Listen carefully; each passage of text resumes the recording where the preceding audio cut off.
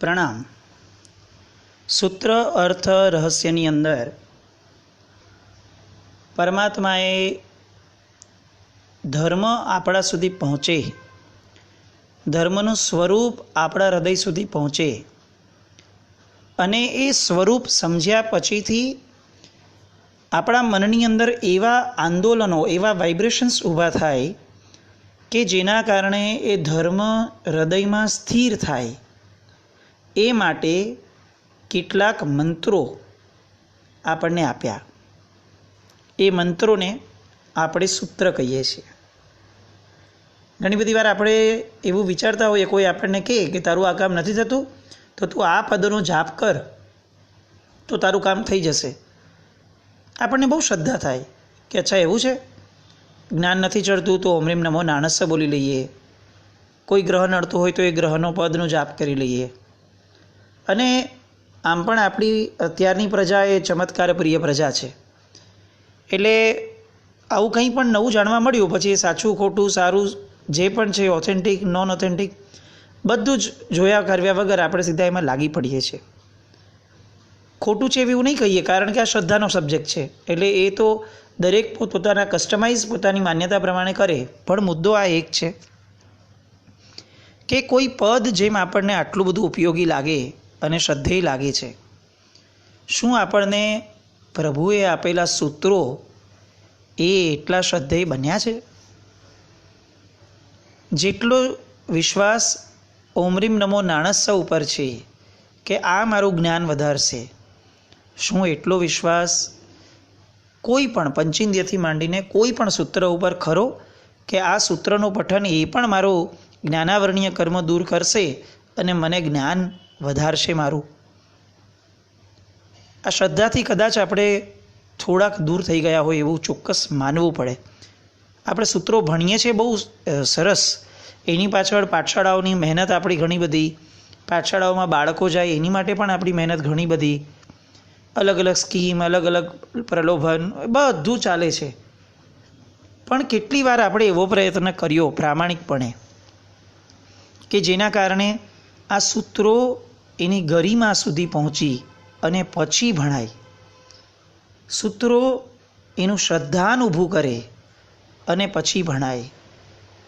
કારણ કે તો જ વગર પ્રલોભને પણ આપણને એ ભણવા યોગ્ય અને યાદ રાખવા યોગ્ય લાગશે. સૂત્રને એક ગરિમા આપવાની સખત જરૂર છે. પછી એ પંચેન્દ્રિય હોય, ઈચ્છામી ખમાસમણો હોય કે કોઈ પણ સૂત્ર કેમ ન હોય, એ પોતાની એક ગરિમા લઈને જન્મ્યું છે. પરમાત્માના મુખેથી, પરમાત્માના શબ્દ દેહથી એ વાસિત થયું છે. એનો એક એક શબ્દ એ મંત્ર છે.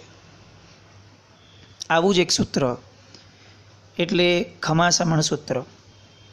પંચાંગ પ્રણિપાત, 5 અંગ દ્વારા પ્રણિપાત કરવું એટલે કે પ્રણમવું, પગે લાગવું, નમન કરવું, ઝૂકવું, નીચે પડીને ઝૂકવું, એ પ્રણિપાત. સૂત્ર આપણા બધા દ્વારા જાણીતું ઈચ્છામી ખમાસમણો વંદિયું જાવણી જ જાય, નિસિહી આએ મથ્થ એણ વંદામી. ગઈકાલે મેં આ વસ્તુ સહજપણે મૂકી હતી આપણે કે હે ક્ષમા શ્રમણ તપસ્વી, ખમાસમણો શબ્દનો જે અર્થ થાય છે તે એ મહાત્માને તો 100% એપ્લિકેબલ થશે. ભગવાનને કેમ? ભગવાન માટે અલગ શબ્દ કેમ નહીં? તો એના ઘણા બધા રહસ્યો હોઈ શકે. કારણ કે પૂર્વાચાર્યો અથવા ગણધર ભગવંતો જ્યારે જ્યારે આ સૂત્રને એમણે રચ્યું હશે અથવા બોલ્યા હશે ત્યારે એ તો એટલા બધા વિશાળ જ્ઞાનના ધણી છે કે કદાચ દરેક વખતે એમના મનની અંદર એક નવો ભાવ પ્રગટતો હશે. એટલે એ રહસ્યો સુધી આપણે પહોંચશું અથવા આપણે એવું કહીશું કે આ જ ભાવથી આ સૂત્ર બોલ્યું છે તો એ કદાચ અધુરાશ છે. ખમાસમણો શબ્દ એટલા માટે કારણ કે સામું તત્વ દેવ છે કે ગુરુ એ સબ્જેક્ટ પછીનો છે. સૌથી ફર્સ્ટ સબ્જેક્ટ એ છે કે મને સૌથી વધારે શેની જરૂર છે. હું તમને વંદન કરું છું કારણ કે તમે બહુમાનને યોગ્ય છો. એ વાત સાચી, પણ સાથે સાથે ઇક્વલી એ મુદ્દો પણ છે કે મારામાં ઘણી બધી ખામી છે જેને મારે તમારા જેવા આદર્શને પામીને સુધારવી છે. ખમાસમણનું કારણ આ પણ એટલું જ છે. તમારી જાહોજલાલી અને મારી લાચારી આ બેવ મારી નજર સામે છે. તમે વંદનને યોગ્ય છો અને હું કોઈ પણ ભોગે કોઈ વ્યવસ્થિત આદર્શને વંદન કરી અને એમનો બનવું એ એટલું જ આવશ્યક છે. અને એટલે તમે ગુરુ છો કે તમે ભગવાન છો, બંનેમાંથી જે પણ છો, મને ક્ષમા નામનો ધર્મ આપો, મને શ્રમણપણું આપો. શ્રમણપણું એટલે સાધુ જપણું એવું ન ગણીએ, આને થોડુંક આંતરમુખ થઈને ગણીએ. શ્રમ કરે તે શ્રમણ. મને ધર્મ માટે, મારા મોક્ષ માટે પુરુષાર્થ કરવાનું, શ્રમ કરવાનું બળ આપો. એટલે હું તમને 5 અંગ દ્વારા પ્રણિપાત કરું છું. ઈચ્છામી ખમાસમણો. ધડાધડ બોલાઈ જતા શબ્દો ક્યારેક મનની ઉર્મિઓ ઊભી નથી કરાવતા. હું કોને વંદન કરું છું? કેવો આત્મા, કેવી દિવ્યતા ધરાવતો આત્મા. પછી ભલે ને જીવંત ગુરુ ભગવંત કેમ નથી, મારી જેવા જ દેખાય છે, સેમ મારી જેવા, આંખ કાન નાક હાથ બધું મારી જેવું, પણ છતાં પણ મારી જેવા નથી. મારે જેના જેવા થવું છે એના જેવા થવાના રસ્તે છે. પરમાત્મા એક એવું તત્વ કે જે બધી જ વસ્તુઓથી પાર પામી ચૂક્યા છે. એમને જ્યારે આપણે વંદન કરીએ ત્યારે ઉમળકો બહુ વિશેષ વર્તાય. કારણ કે મારે દિલ્હી જવું છે અને દિલ્હી જ્યારે મારી નજર સામે આવે ત્યારે મને જે ઉત્સાહ જાગે છે એ હું જ સમજી શકું છું. એમ મારે જેના જેવા બનવું છે એ જ જ્યારે મારી નજર સામે આવ્યા તો મારે એને વંદન કરવા ન પડે, મારાથી વંદન થઈ જાય. અને એટલે ખમાસમણું એ આપવાનો સબ્જેક્ટ નથી, ખમાસમણ અપાઈ જાય. હે ક્ષમા શ્રમણ, હું તમને વાંદવાને ઈચ્છું છું. બીજી કોઈ ઈચ્છા અત્યારે આ ક્ષણે મને નથી જ. કારણ કે 2 પદ એની સાથે જોડાય છે, જામણી જાય અને નિસ્સિહિયાએ. સૌથી પહેલું હું તમને વંદન કરું છું તો કોઈ પણ જાતના પ્રમાદ સાથે અથવા કંટાળા સાથે અથવા મીડિયમ ભાવ સાથે નહીં, મારી એક્સ્ટ્રીમની શક્તિ સહિત. શક્તિ એટલે ફક્ત શારીરિક બળ નહીં. મેં 2 હાથ જોડી લીધા, માથું ઝુકાવી દીધું, જમીનને અડી ગયું અને 5 અંગ જમીનને અડી ગયા એટલે મારી ખમાસમણની વિધિ પૂરી થઈ, એ વાત અધૂરી છે. શક્તિ એટલે મન, વચન અને કર્મની શક્તિ, ફક્ત કાયાની શક્તિ નહીં. હું મનથી પણ તમને વાંધવાને ઈચ્છું છું. અને એટલે મને અત્યારે આ ક્ષણે મારા મનની અંદર બીજું કોઈ તત્વ સ્પર્શતું નથી, તમે જ સ્પર્શો છો. એ જ મારી શક્તિનો ખરો સદુપયોગ છે અને શક્તિની યથાર્થતા છે.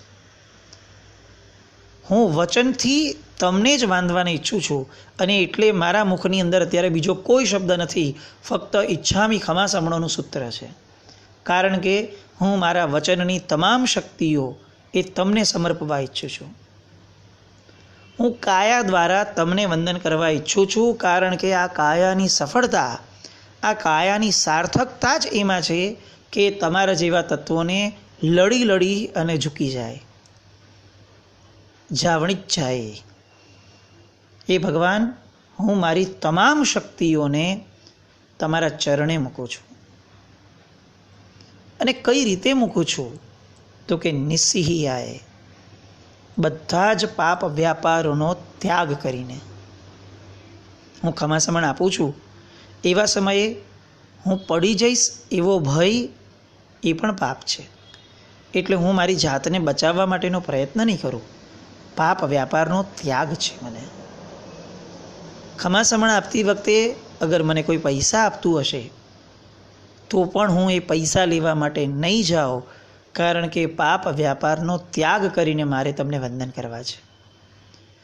ખમાસમણ આપતી વખતે મારી સામે કોઈ આહલાદક દ્રશ્ય આવશે તો પણ હું એને નહીં જોઉં, કારણ કે મારે પાપ વ્યાપારનો ત્યાગ કરી અને તમને વંદન કરવા છે. મારા આંખનો, મારા નાકનો, મારા સ્પર્શનો કોઈ પણ વિષય એ મને નહીં જ આકર્ષી શકે, કારણ કે મારે પાપ વ્યાપારનો ત્યાગ કરી અને તમને વંદન કરવા છે. એક ખમાસમણની પળ જો ખરેખર પ્યોર ખમાસમણની અંદર સમાઈ જાય તો એક ક્ષણ આપણી માટે કદાચ આત્મ સાક્ષાત્કારની પળ થઈ જાય, કારણ કે સંપૂર્ણપણે પાપથી પર થઈ જઈએ. નિસ્સિહિયાએ, હે ભગવાન, હું બધી જ વસ્તુઓનો નિષેધ કરું છું. મને નથી જોઈતી એક પણ વસ્તુ. પ્રેમથી, સામેથી, પુણ્યથી, મારા ભાગ્યથી મળતી હોય તો પણ મને નથી જોઈતી, કારણ કે અત્યારે મારી માટે તમને વંદન કરવા એ જ મારું લક્ષ્ય છે, એ જ મારી સાધના છે અને એ જ મારું કર્તૃત્વ છે. હે ક્ષમાશરમણ તપસ્વી, કેટલો આનંદ થાય આપણને આ શબ્દ બોલતા. ખમાસમણો, હું જેને વંદું છું એ કેવા ક્ષમાના ધારક છે. ક્રોધ આવે અને ક્રોધ ન કરે એ ક્ષમા નથી. ક્રોધને જતો કરવો એટલા માત્રથી જ ક્ષમાવાન થઈ જવું, આ તો બહુ ચીચરી વ્યાખ્યા ગણાશે. ક્ષમા પ્રભુએ ક્રોધને નથી આપી. ક્ષમા પ્રભુએ આખા જગતના તમામ જે પણ નબળા વાઇબ્રેશન્સ છે એ બધાને આપી દીધી કે તમને મુબારક તમારી નેગેટિવિટી, અને હું સિદ્ધશિલા પર પોઝિટિવિટીમાં જઈશ. ક્ષમા ધર્મ એ કંઈ ક્રોધનો વિરોધી નથી. ક્ષમા એ તમામે તમામ કષાયનું પણ વિરોધી છે. ક્ષમા એ તમામે તમામ પાપના સાધનોનો વિરોધી છે. ક્ષમા એ એક પણ આત્માથી વિભિન્ન એવા નાનામાં નાના ભાવનો પણ વિરોધી છે. ક્ષમા એ સ્વભાવ છે. મારો આત્માનો ગુણ છે, મારો પોતાનો પોતીકો મારા બાપનો માલ છે, કારણ કે હું ક્ષમાનો ધારક છું. પણ અત્યારે નથી થઈ શકતો, તો જે ક્ષમાના ધારક છે એમની સ્તુતિ કરીને કહું છું કે તમને ધન્યવાદ આપું છું કે તમે તમારા પૂર્ણ સ્વરૂપને પામી શક્યા. પ્રભુ, તમને વંદન કરું છું અને હું પણ મારી પૂર્ણતાને પામું એવા આશીર્વાદ માંગુ છું. ઈચ્છામી, હું ઈચ્છું છું ક્ષમાવાન બનવા. હું ઈચ્છું છું શ્રમણ બનવા, કારણ કે મારામાં જરા પણ શ્રમ નથી મારા મોક્ષને પામવાનો. મારામાં જરા પણ શ્રમ નથી મારા કર્મોને જીતવાની. મારામાં જરા પણ શ્રમ નથી મારા મનને કાબૂમાં લાવવાનો. એટલે ઈચ્છામી, હું શ્રમણપણું ઈચ્છું છું. એક શબ્દ સાથે બીજા શબ્દને જોડીએ. ઈચ્છામી ક્ષમા, ઈચ્છામી શ્રમણ, ઈચ્છામી જાવણિજ્જાએ, ઈચ્છામી નિસ્સિહિયાએ, ઈચ્છામી મત્થ એણ વંદામી. હું આ બધું જ ઈચ્છું છું. ભગવાન, મારી ઈચ્છા પૂરી કર. આવા ભાવપૂર્વકનું એક ખમાસમણું, ભલે આપણે આખા દિવસના બધા ખમાસમણા એવા ન આપીએ ચાલે, પણ એક એકાંતનું ખમાસમણું એ તો આવું થાય કે જે આપણને ભીનું ભીનું કરી દે. કોઈને બોલવા પણ ન રહે કે તમારો ધર્મ ક્યાં વર્તાય છે. આપણને જોઈને લોકો ધર્મ કરવાનું મન થાય. અમે ઘણીવાર આ વસ્તુ બાળકોને પણ કહીએ છીએ પાઠશાળામાં કે જેને જોઈને ઈર્ષ્યા થાય ને એ જ તમારી માટે સૌથી મોટું આલંબન બને છે. કોઈ પાર્ટીમાં જઈને આવ્યું અને એના મોઢા પર જે આનંદ દેખાય છે, જે મજા દેખાય છે, એ જોઈને જો તમને ઈર્ષ્યા થાય છે ને તો તમારે સમજીને ચાલવું જોઈએ કે તમારું અંતરતમ એ પાર્ટીની બહુ મોટી ચાહનાવાળું છે. અને આની અંદર બહુ મોટો ફાળો એ પાર્ટીમાં જઈ આવેલા વ્યક્તિનો પણ છે કે એ તમને આલંબન આપે છે કે જો મને આટલી મજા આવી, મારી મજા તો જો દોસ્ત, તને મન નથી થતું કે તું આવી મજા લે? બસ એ જ જવાબદારી ધર્મ કરનારા તમામની છે. એનું મોઢું જોઈ અને બીજા બધાને મન થવું જોઈએ કે જો આ ક્રિયા આટલો આનંદ આપતી હોય તો મારે પણ કરવી છે. ઈચ્છામી ભાવ એ આપણા આનંદને પ્રગટાવે અને આપણો આનંદ એ બીજાના ઈર્ષ્યાનું કારણ બને અને બીજાની ઈર્ષ્યા એ એને ધર્મના માર્ગે જોડવાનું કારણ બને. તો આપણો સૂત્ર પ્રત્યેનો અહોભાવ એ કદાચ એની વ્યવસ્થિત સાર્થકતાને સ્વપરના કલ્યાણના કારણને પામશે. ઈચ્છામી ખમાસમણો, હું ઈચ્છું છું, હું ઈચ્છું છું. મિચ્છામી શબ્દનું આપણે ત્યાં જેટલું મહત્ત્વ છે, આપણે પંચેન્દ્રિયમાં એ જ જોયું કે 2 ગાથાઓ મૂકી, 18 ઈચ્છામીની અને 18 મિચ્છામીની.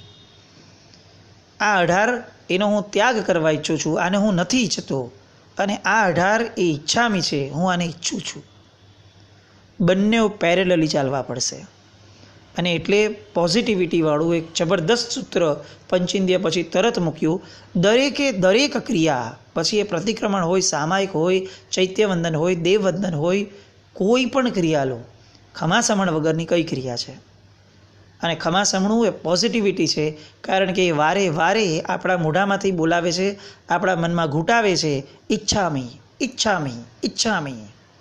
હું ઈચ્છું છું, હું ઈચ્છું છું શુભ કરવા, શુભતાને પામવા, તમને બાંધવા, તમારી જેવા થવા, તમારામાંથી કંઈક પામવા હું ઈચ્છું છું. આવું એક ઈચ્છામી ખમાસમણું. એક ખમાસમણું દિવસનો એકાંતમાં પણ આપણા દ્વારા જો અપાય, છેવટે ચિંતન મનનના સ્તર પર આવે, તો પણ હું એવું માનું છું કે આ મંત્ર એ કદાચ આપણા ઘણા કષ્ટોને, માનસિક કષ્ટોને દૂર કરી દેશે. કારણ કે જેના મનમાં, જેના રોમ રોમની અંદર રામ છે, જેના મનની અંદર પ્રભુતા છે, એને હવે દુઃખ ક્યાં સ્પર્શે? એક ખમાસમણું પણ આપણને આનંદ આપવા માટે સંપૂર્ણતયા સક્ષમ છે. જો એ ખમાસમણામાં આપણે ભળીએ તો આપણું શ્રદ્ધા ઊભું થાય, આ ખમાસમણું આપણું બને. અને આ ખમાસમણ દ્વારા મુદ્રાનો જેટલો આપણને આગ્રહ છે કે 5 અંગ અડવા જ જોઈએ, એટલો જ આગ્રહ આપણી 6ઠ્ઠી ઇન્દ્રિયનો પણ રાખીએ કે મારું મન ભળવું જ જોઈએ. ફક્ત તનથી ખમાસમણું નહીં જ આપું, મનને ભળાવીને આપીશ. આવું કંઈક આપણામાં સ્ફુરે, આવું કંઈક ઉઘાડ આપણું પણ થાય. તો આવું ખમાસમણું પણ કદાચ આપણને આપણા કેવળ જ્ઞાનથી નજીક લાવે એવી શુભ મંગલ કામના. જીનાજ્ઞા વિરુદ્ધ, સૂત્રના રહસ્ય વિરુદ્ધ અથવા કોઈ પણ શબ્દ